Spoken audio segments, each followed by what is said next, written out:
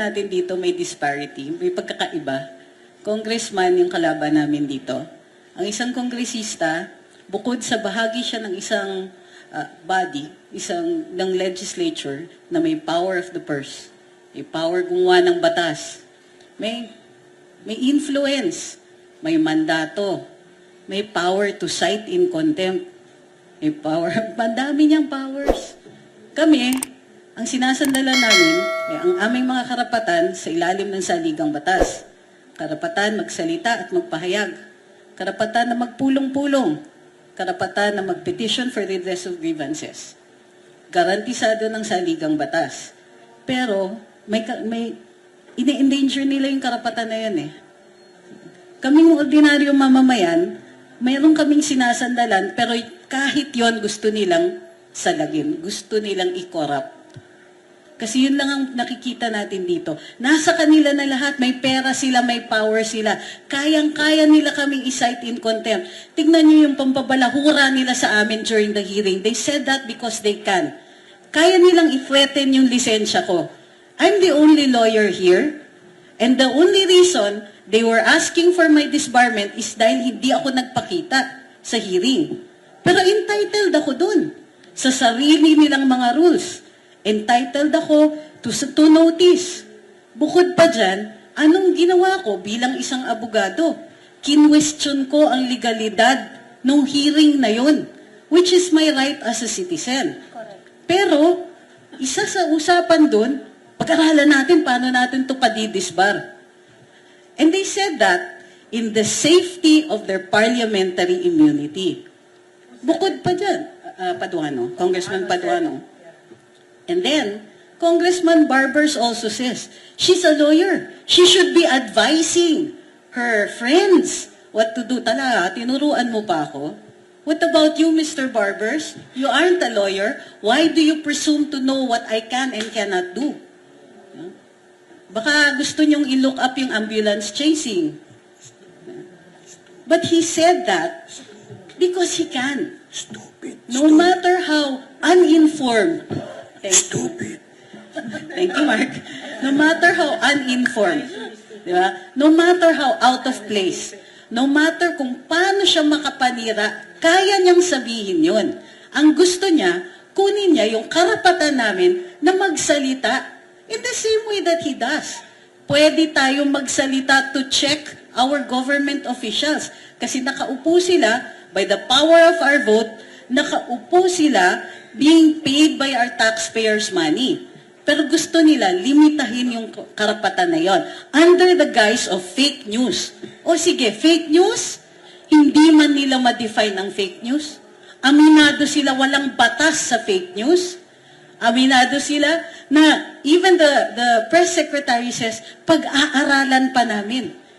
And Congress's inquiry is pag-aaralan pa namin. Pero anong ginawa nila nung di kami dumating? Nagpa-imbestiga sa BIR kung nagbabayad kami ng buwis.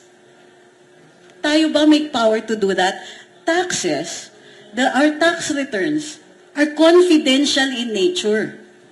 In the same way na pinakialaman ng mga kongresista ang COA reports tungkol kay Vice President Inday, na confidential habang hindi pa tapos yung pagsusuri, gayon ang ginagawa sa aming tax returns.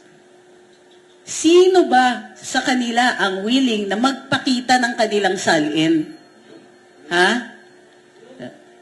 Kung gusto niyan lumaban, sige, pero magdidemand ako laban patas. I'll show you you show me yours, I'll show you mine. Yes. Labas niyo salin niyo. Labasan. Labasan ng pera.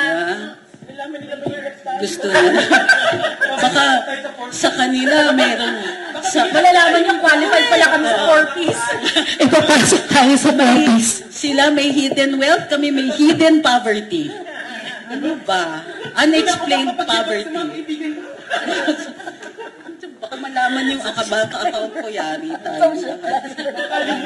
Social climber pala. Bukod sa salin, may liquidation din, ha? Ayun. Nga pala.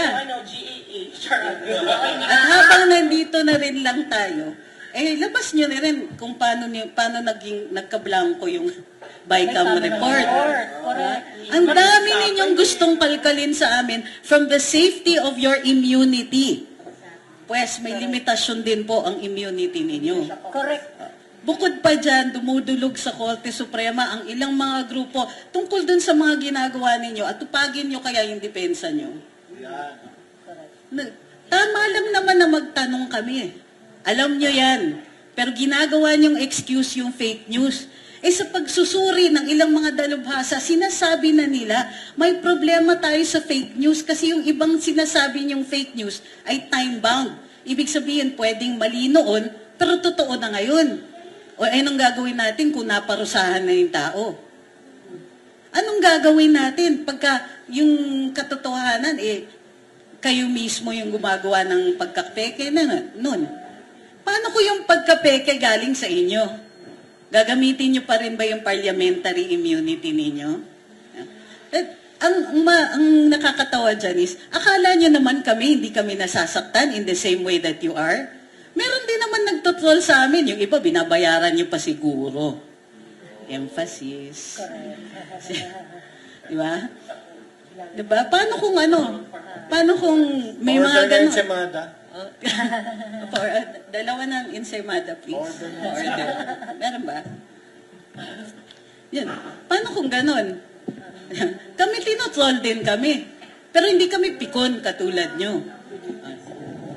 And in fact, alam namin na kaya lang ninyo ginagawa yan because you are enjoying your power a little too much. Kaya kami nagsasalita because you're enjoying your power a little too much. Doon kayo sa enjoying part Nasaan yung serbisyo? Kung may nakikita kaming serbisyo sa inyo, andali sabihin na, kawawa naman si Congressman, sige, hayaan ko muna ngayon. Kasi maganda naman yung mga pinasa niyang batas wala nakikita ko yung GAA na pinasa ninyo In 2024 and 2025. Kala niyo nakalimutan namin yung almost 800 billion pesos na ayuda? Hindi. Mr. Congressman, parang parang yung sinasabi ninyo sa amin, kaya niyong magsalita, dito kayo magsalita sa amin ngayon. Kami, sabihin din namin yan sa inyo, Mr. Congressman, tara sa Korte, doon kayo mag-explain.